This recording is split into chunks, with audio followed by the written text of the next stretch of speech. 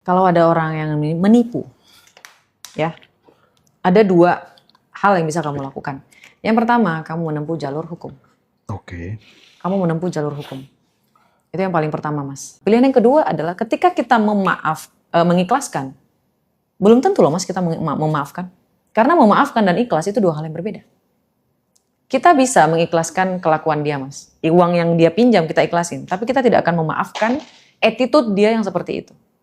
Terlebih dia adalah orang yang paling dekat dengan kita. Iya.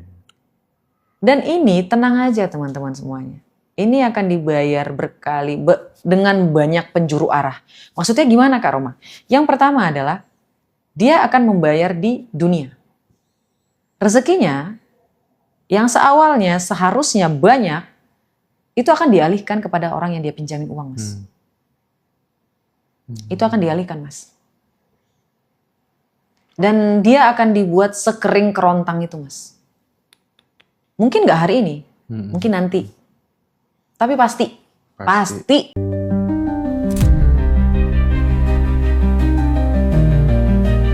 Enlightenment seorang Nabi Muhammad ini kaitannya ternyata sama kemanusiaan gitu. Nah, perjalanan cerita itu sampai di dunia dewasanya itu udah masuk pelajaran filsafat, Indra. Spektrum ateis itu beda, dari mulai ateis yang paling santai sampai ateis yang paling radikal juga ada.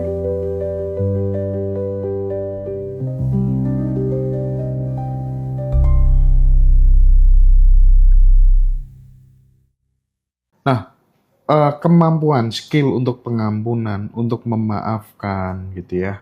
Bahkan kemarin kita ngobrol ya sama salah satu temen gitu ya. Jadi dia fokus hidupnya tuh, silakan kamu sakitin separah-parahnya aku nggak akan pernah membalas gitu. Bahkan dia itu salah satu kebahagiaannya adalah ketika melihat orang-orang di sekelilingnya, teman-teman baiknya itu bisa naik level gitu.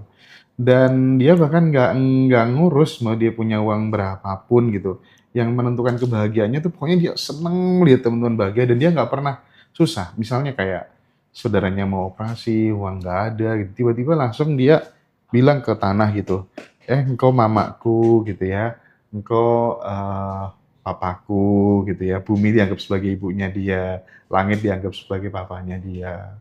Aku mau adikku ini operasi bayar 100 juta gitu. Tiba-tiba Kak Roma 1 menit setelah dia bilang kayak gitu, ya ada orang telepon lagi di mana, gini. Oh ini adikku mau operasi, butuh berapa? 100 juta, gini. Terus akhirnya langsung ditransfer cash dan aku ditunjukin WA-nya. Nggak usah pikir balikin ya, mudah-mudahan adiknya lekas sembuh gitu. Jadi hidupnya tuh dipenuhi dengan blessing-blessing seperti itu, tapi bukan tanpa sebab. Karena dia selalu memikirkan, pokoknya tuh melihat orang lain bahagia itu bener-bener dia sangat bahagia. Aku belajar banyak kemarin tuh. Saya juga Mas, Ya alhamdulillah, Masya Allah. ampun. Mudah-mudahan saya bisa ketemu ya sama perempuan atau Iya, laki-laki, Mas? perempuan. Perempuan? Ah. Wow, Masya Allah. Siapa namanya, Mas? Besok lah kita ini ya. Miss Ya. Beruntung. Oh, itu luar biasa banget. Itu tuh. Keren itu, Mas. Wah, keren ya. Sebenarnya ada 3 ilmu ya, Mas ya. Bukan 3 ilmu. Ada 3 hal yang sangat-sangat gede banget magnetnya, Mas. Yang bisa menarik segala apapun di muka bumi ini, Mas, di muka semesta ini. Pertama adalah rasa syukur. Oke. Kedua adalah rasa ikhlas. Serius. Yang ketiga adalah memaafkan. Maafkan.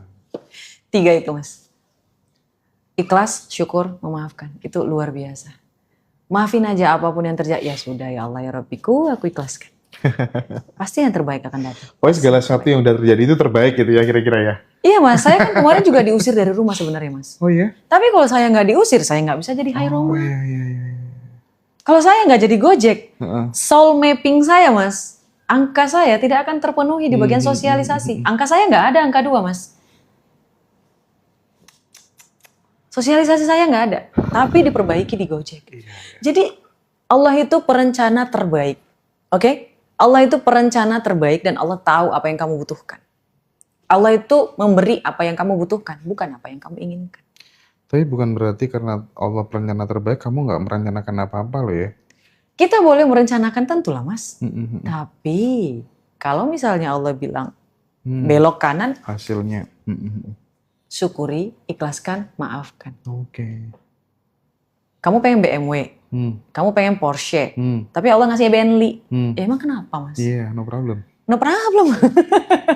Kamu pengennya itu apartemen, tapi Allah kasih segedung-gedungnya. Ya no problem.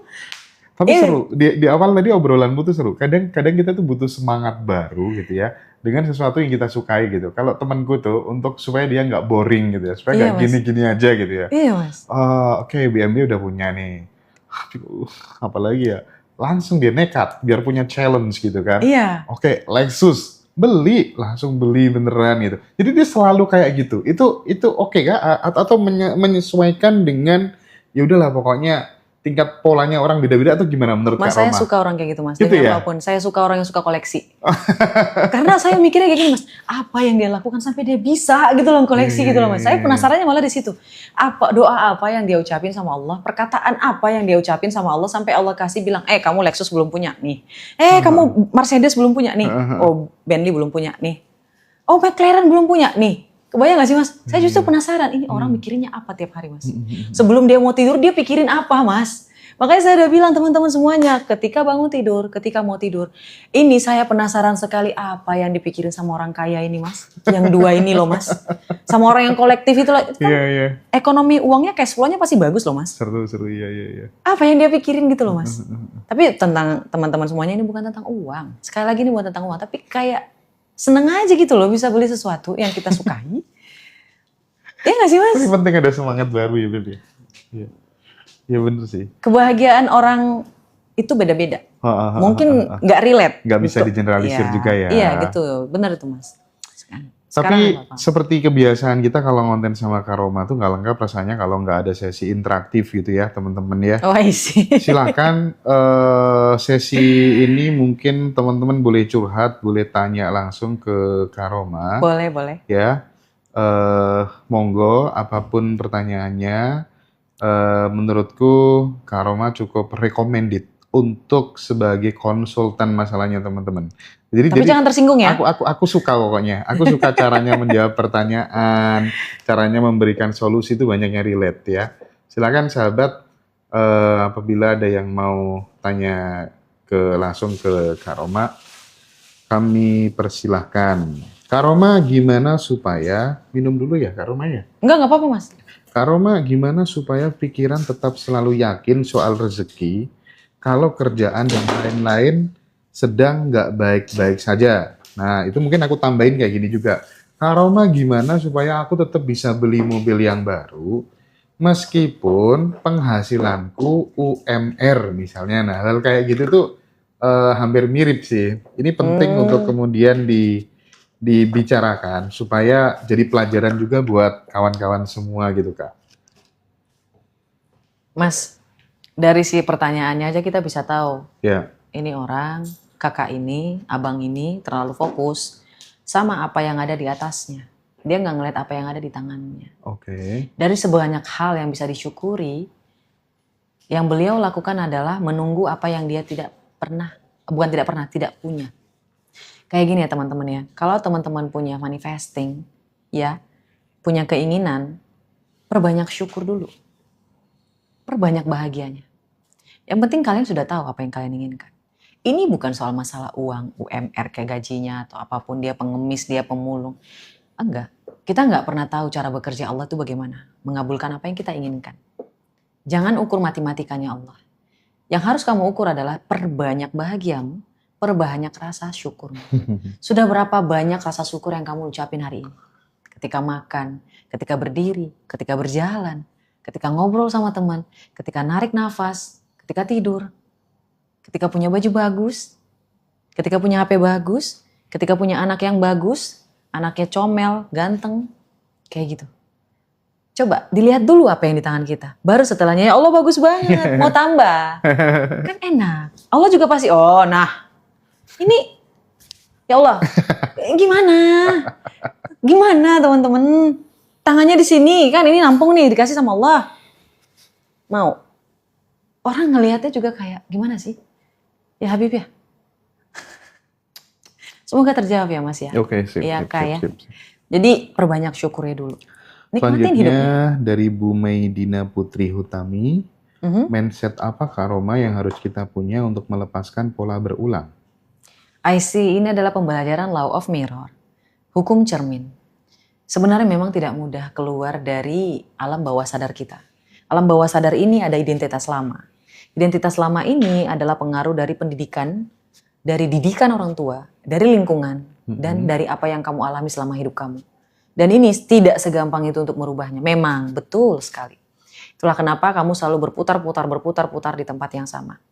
Dan ketika kamu ingin merubahnya, kamu bisa melakukan jurnal, kamu bisa melakukan afirmasi, kamu bisa melakukan manifesting. Dan ini membutuhkan waktu. Dan untuk bisa melakukan ketiga hal ini, kamu harus melakukan self-love. Self-love ini bagaimana caranya Kak Roma? Kamu bisa nanti beli dari Ngaji Roso, ada e-booknya self-love. Kenali dulu diri kamu. Buat teman-teman yang belum tahu tujuan hidupnya, belum tahu siapa dirinya, belum mengenal bagaimana dirinya, bagaimana sih dia itu sebenarnya, bisa baca bukunya dulu, e-booknya dulu, self-love.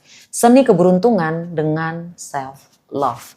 Orang-orang yang mencintai dirinya sendiri, mereka akan percaya diri. Orang-orang yang percaya diri, mereka adalah pemberani. Dan orang-orang pemberani sangat disukai oleh keberuntungan. Itulah kenapa judulnya Seni Keberuntungan dengan Self-Love. Sip. Oke, nah ada ibu-ibu nggak dikasih belanja sama sekali sama suami, nggak dikasih uang belanja. Itu kan nggak gampang ya, melakukan proses penerimaan dan memaafkannya dan tetap bersyukur.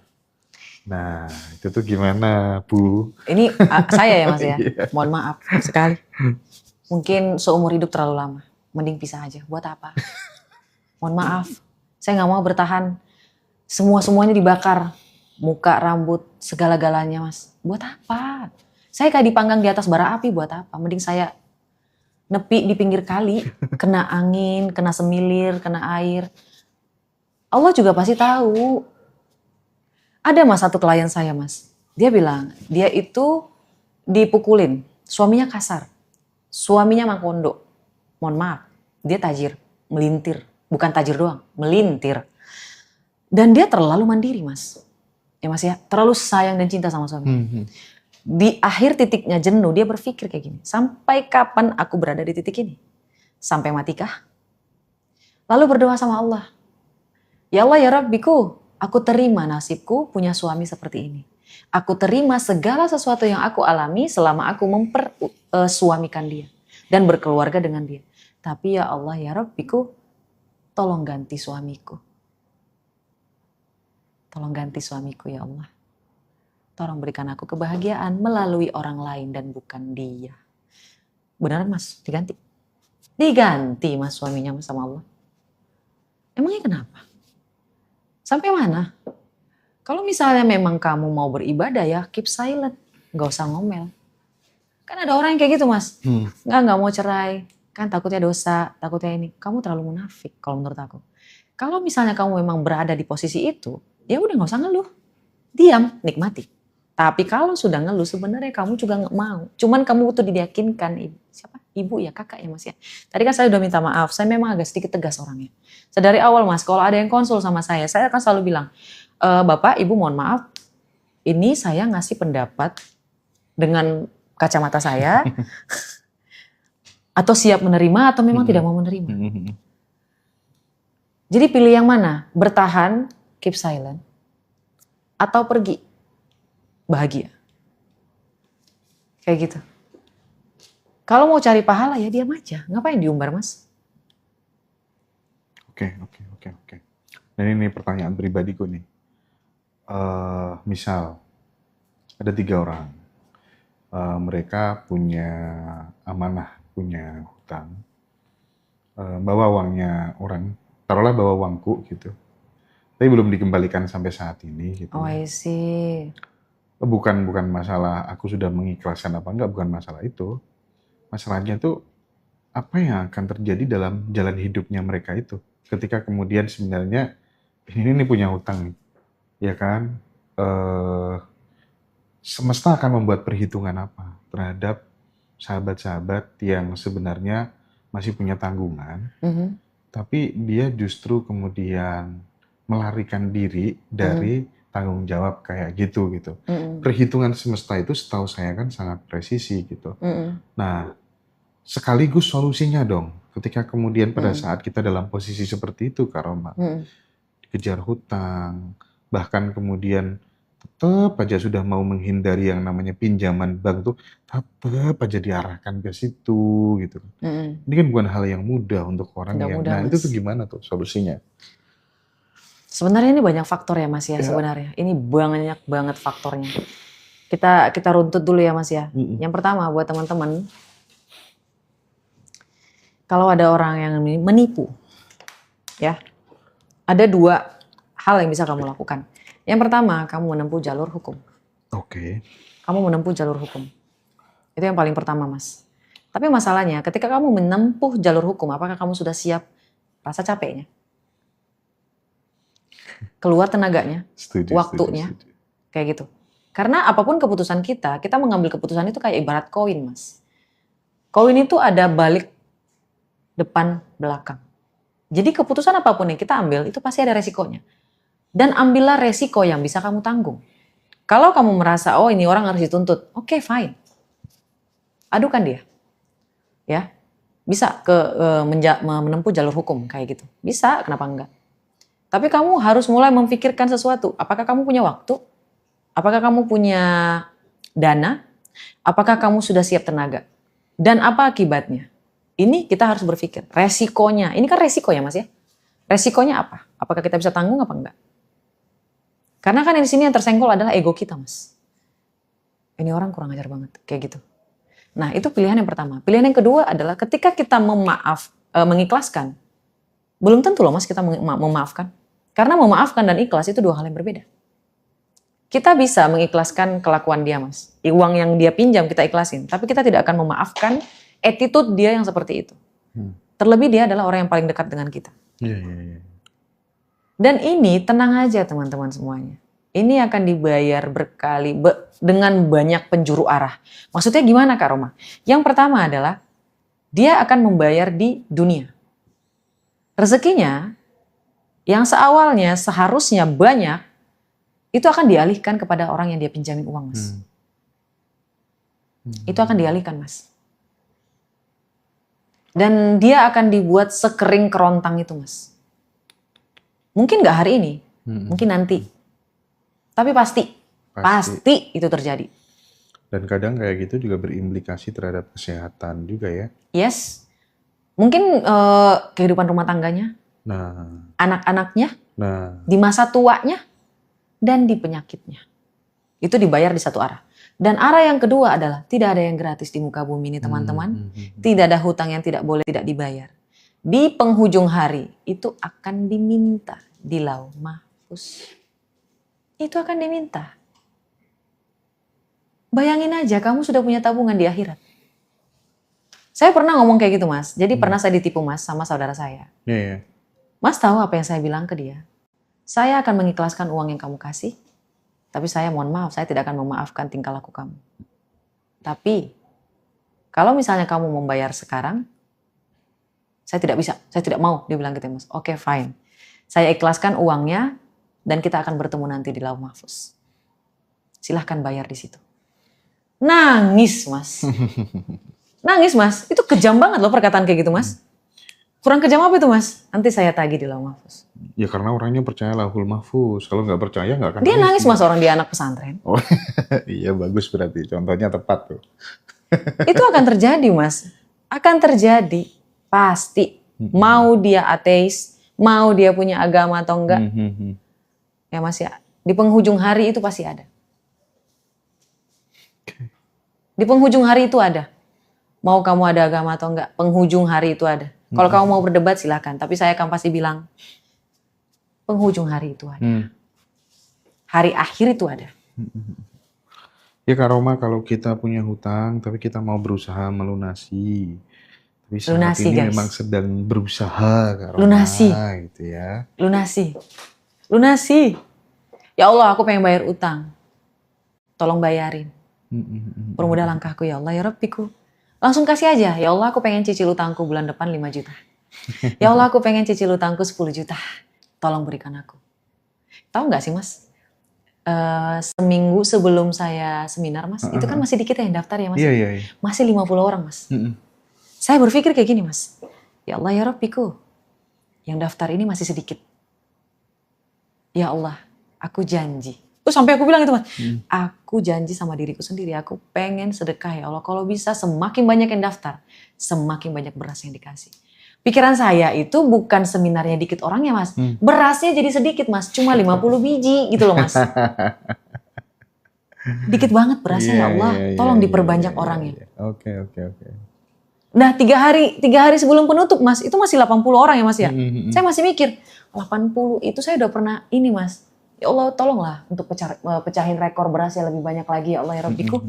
Dikasih mas, gak tahu itu dari mana tuh.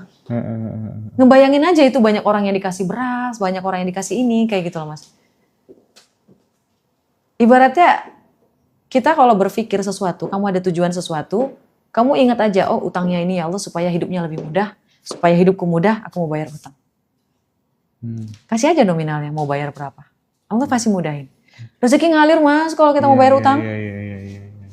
Kan ada tuh mas orang yang kalau misalnya nih mas ngelihat nominal di HP mas, wah 1 M, terus dia nggak mau ngeluarin lagi mas, dia terlalu nyaman sama angka 1 M-nya. Ada loh mas, itu artinya kamu tidak bersahabat sama uang, ya. Kalau menurut saya, ketika kamu melihat angka 1 M kayak gitu ya mas ya, kalau menurut saya mas itu dipecah aja dibagi, biar nanti 1 M lagi balik ke situ. Dan saya ngalamin mas, pecah tabungannya, kemana-mana tabungannya ditabung. Biar yang ini sisa 500 juta nih misalnya ya mas ya. Nanti diisi lagi sama Allah 1 miliar lagi. Kalau aku jadi Dipecah teringat lagi. ya aku diajarin sama temenku sih, bikin rekening sekitar 10 rekening gitu ya. Iya mas. Kan ini satunya udah ada 1 M, Iya. Terus bikin 1 M lagi, 1 M lagi gitu ya. Dipecah-pecah aja guys, itu trik. Tolong jangan diperdebatkan, lakuin aja. Buktinya Mas Hendra ngelakuin berhasil. Kalau berhasil kenapa harus berdebat sih mas? Saya bingung tuh ada manusia. Tiap orang tuh punya apa ya? Ya kecocokan masing-masing gitu ya. Kalau cocok ya udah. Sikat Kalau aja berhasil gitu. tiru. Tiru. Kalau masih belum punya kapal feri jangan lawan arus. Ikutin arus dulu serius. Udah kuat nih, udah punya nih kapalnya nih. Lawan arus karena memang kayak kata Mas Hendra, orang-orang yang lawan arus adalah orang-orang yang terpilih. Ya, sebelum kamu terpilih, milih dulu. Baru nanti kamu yang dipilih. Memang hanya ikan besar yang berani melawan arus ya. Yes, Kalau belum Mas. besar nggak berani ikut. Kan sebelum ya. menjadi ikan besar, ikan kecil dulu Iya, mas. ikan kecil dulu. Kecil dulu. Udah gede nih, baru lawan arus. Karena udah secure. Nih pada seneng semua sama Kak Romari. Masya Allah, Banyak tabarakallah. Semuanya karena banget Allah. ini. Sahabat yang live di TikTok barangkali mungkin perlu untuk ini Kak Roma. Jadi tanggal 29 April tuh nanti Kak Roma yang akan di breakdown, yang akan dielaborasi di seminar level up tuh apa aja. Supaya teman-teman nanti tahu konkretnya gitu. Dan teman-teman nanti juga dapat record ya. Silakan Kak Roma. Baik, sebenarnya ya guys, teman-teman semuanya, saya akan kasih kesempatan 3 kali sebenarnya untuk satu topik. Topik ini pernah saya bawa 1 kali, dan ini adalah yang kedua kali, dan terakhir adalah yang nanti ketiga kali. Kenapa kayak gitu? Karena saya sedang menunggu mereka-mereka yang membuka pikiran, Yes. membuka wawasan, agar mencoba sesuatu yang baru untuk merubah hidupnya. Jadi di sini teman-teman itu di break dulu dirinya. Yang akan dibahas di sini adalah law of mirror. Law of attraction semuanya orang tahu, manifesting semua orangnya tahu. Tapi masalahnya kebanyakan orang, banyak yang berhasil dan banyak yang tidak. Lebih banyak yang tidaknya daripada yang berhasilnya. Nah bagaimana sih caranya agar itu berhasil? Dimulai dulu dari apa yang kamu rasakan, kamu pikirkan, dan kamu percayai. Ini di break dulu. Dan di sini nanti akan dibahas tentang jurnal juga. Jurnal itu penting teman-teman semuanya. Kenapa Kak Roma? Iya, karena jurnal afirmasi, law of attraction, dan praktik law of mirror itu penting banget buat alam bawah sadar kita. Mas.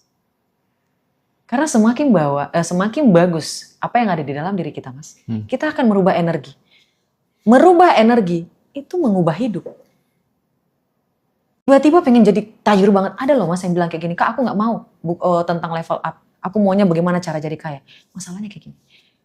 Kamu udah rekonstruksi diri dulu gak? Dibenerin dulu, dibenahin dulu dirinya. Benar-benar dibenahin supaya cawannya bisa. Nah setelah dari saya bisa daftar ke yang Teh Febi Mas, yang kelayakan. Ibaratnya kayak saya udah siapin cawannya nih Mas, udah bagus nih cawannya, nampung ke Teh Febi, makin banyak airnya. Nanti nyambung lagi ke Mas Arifin, makin banyak lagi ininya. Itulah kenapa saya banyak orang ilmu Teh Febi, Mas Arifin dan Mas Arif. Yeah. Mohon maaf Mas Arif. Saya mohon maaf. Saya memang agak sulit ingat nama. Itu kelemahan saya Mas. Makanya saya sangat-sangat mempersingkat nama itu kayak gitu. Jadi saya harus butuh waktu berulang-ulang untuk nyebutin. Kayak Teh Febi dan Mas Arif, itu ilmunya luar biasa Mas. Tapi itu tidak akan bisa ditampung sama orang yang cawannya retak. Gak bisa Mas. Pasti ngangengong. Hah? Kayak gitu. Hah? Ngomong apa sih? Gak nyambung Mas. Ya gimana? Base-nya gak ada. Itulah kenapa saya kemarin waktu ngeliat ilmunya Teh Febi sama Mas Arif, saya bertekad. Saya akan siapin fondasi buat mereka-mereka yang mau menimba ilmu Teh Febi sama Mas Arif itu luar biasa. Cuma masalahnya cawannya belum bisa teman-teman. Jadi saling melengkapi ya Kak Iya Roma, ya? Mas, saya nggak mau berebut Mas, ngapain? Belum lagi nanti ditambahi sama Bosman Mardigu ya waktu di Rosso Bootcamp. Kebayang nggak Mas? Wah kalau aku tuh terus terang, aku punya keterampilan seni melipat gandakan penghasilan tuh dari Bosman sih. Masya Allah. Dan bahkan dulu di 2020 aku selalu bilang sama teman-teman dekatku, nanti Bosman tuh bakal aku podcast ya di Ngaji Rosso ya. Iya, siapa Hendra dulu kan, dan alhamdulillah sekarang kita bisa berpartner gitu kan. Dan sahabat, nanti kita juga akan ada Ngaji Rosso Bootcamp sekitar di bulan Mei di Jogja, di mana nanti juga ada banyak hal. Kita ada materi vision board, kita ada meditasi inner child, sama Teh Febi, sama Mbak Amanda, sama Bosman Mardigu, dan itu khusus teman-teman yang berjiwa muda, ya. Masya Allah, nah, kalau sama Kak Roma, ya. Kalau sama Kak Roma, kita di tanggal 29 April. Khusus jadi, online dulu, online dulu guys ya. Nah, tapi sebelum 29 April, teman-teman bisa hadir offline dan online di Reuni Abundant Revolution di Surabaya ya. Subhanallah. Jadi kita belajar terus sahabat-sahabat ya. Dan tenang, yang nggak bisa datang bisa online ya. Kak Roma luar biasa. Masya Allah, sekali ya. Jadi Kak Roma tuh punya kebiasaan menarik teman-teman, habis kelas tuh selalu bagi-bagi beras gitu ya. Iya, siapapun yang ikut kelasnya telah diwakilkan memberi beras kepada yang membutuhkan. Tapi saya lebih fokus kepada lansia Mas. Karena saya ingin setiap ibu ayah di muka bumi ini, Indonesia ini, merasakan punya anak yang memberi sama mereka kayak gitu loh Mas. Terkadang kan ada orang yang udah meninggal anaknya, anak yang nggak peduli sama orang tuanya kayak gitu loh Mas. Jadi saya lebih target ke situ, karena kan mereka di usia senja kayak gitu pengen nikmatin hidup loh Mas, nggak mau susah. Itu tuh kalau aku di Ngaji Rosso Peduli menyasar orang-orang yang juga kayak gitu. Jadi yang pekerjaan dia nggak punya, anak dia nggak punya, terus dia mau dapat makan dari mana? Betul Mas. Sehingga aku sampaikan ke anak-anak di Ngaji Rosso Peduli, kita kalau ngasih nasi setiap hari, cari orang-orang yang seperti itu, rumahnya jelek, anak nggak punya, pekerjaan nggak ada gitu ya, minimal kita memberikan harapan hidup lebih panjang, umurnya biar lebih panjang. Betul, dulu. Mas. Bahwa kemudian nanti pengen ada program yang lebih sustain, misalnya rumah layak huni atau kemudian beasiswa pendidikan dan lain-lain, itu next gitu. Tapi yang paling urgent sekarang adalah itu. Iya Mas, ngasih beras, ngasih telur, ke mereka ngasih nasi dan lain sebagainya gitu ya. Dan mudah-mudahan makin kesini Kak Roma, makin banyak orang peduli berbagi kanan kiri. Ya, tidak hanya berpikir tentang dirinya dan keluarganya saja gitu. Karena menurutku itu rumusnya sangat simpel. Asal kamu menabur banyak, kamu juga akan dapat banyak kok. Gitu loh. Jadi kayaknya aku sudah cukup sangat yakin seyakin-yakinnya, asal mulai sekarang, mulai muda, kamu tidak hanya berpikir tentang dirimu, tapi memikirkan banyak orang. Rezekimu pasti banyak nanti. Enggak banyak, mungkin Mas. Enggak, segaransi. Gitu ya. Banyak banget, dan ini adalah ilmu dari kelayakan dari Teh Febi. Ya, oke. Tapi kan logikanya pada saat Kak Roma kan bagi beras. Iya. Misalnya aku juga selalu, kalau aku tuh rumusnya dari dulu selalu berusaha untuk bikin orang nangis bahagia. Misal sama ibu, ya Allah. Nah itu tuh aku selalu bikin kayak gitu. Yeah. Apapun caranya gitu. Setelah ibu sukses, setelah ibu bisa kayak gitu, mertua. Terus setelah itu tetangga, karena orang yang nggak dikenal. Nah, itu kan kita kayak muncul rasa kelayakan, apa ya? Muncul semacam kayak berbunga-bunga mekar gitu. Diri kita tuh kayak mekar gitu. Merasa layak, otomatis self image, self esteem kita naik gitu loh. Betul, Mas. Jadi nggak jomplang antara self ideal, self image dan self esteemnya gitu. Betul, Mas. Iya kan? Itu cara yang simple menurutku. Simpel banget, Mas. Ah. Tapi nggak akan bisa dilakukan sama orang yang merasa kekurangan terus. Nah, Saya selalu ngerasa saya cukup, Mas. Jadi makanya saya bisa bagi-bagi sama orang lain. Karena saya ngerasa kebahagiaan saya ternyata bukan di uangnya, Mas. Tapi kemampuan saya bisa ini, bisa itu, terus saya berhasil melakukan bisnis saya berhasil melakukan tujuan hidup saya kayak gitu, Mas. Uang itu ngalir. Uang itu ngalir, teman-teman. Jangan fokus ke uangnya. Fokus what you can do and what you give. Ya. Apa yang bisa kamu lakukan, apa yang bisa kamu berikan, dan apa yang bisa kamu rasakan. tidak harus uang, bisa tenaga, waktu, Betul, pikiran. Mas. Betul. Ya. Oke. Kak Roma, terima kasih banyak Iya. ya. Sama-sama, Mas ketemu di Hendra. kelas online tanggal 29 Daftar, guys. April ya. Thank you semuanya. Bye-bye.